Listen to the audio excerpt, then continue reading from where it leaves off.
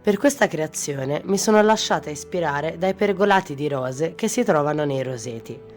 Per la realizzazione di questi gioielli, oltre a queste bellissime perle di labradorite e delle perline a forma di rosa, ho voluto utilizzare del filo di rame che ho voluto modellare come se fosse la struttura di un pergolato di un roseto, inserendoci poi le rose e la labradorite.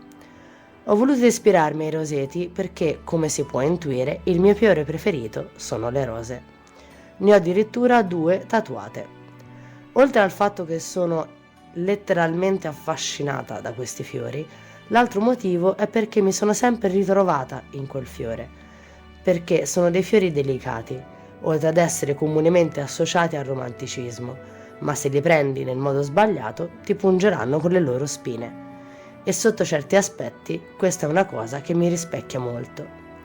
Quindi ho voluto realizzare questa creazione per rendere omaggio, a modo mio, a questi meravigliosi fiori. Spero che questo viaggio nella creatività vi sia piaciuto.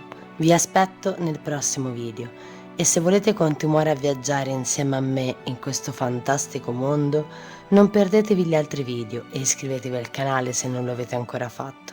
E se volete contattarmi per delle informazioni o chiacchierare con me, vi lascio tutti i link in descrizione.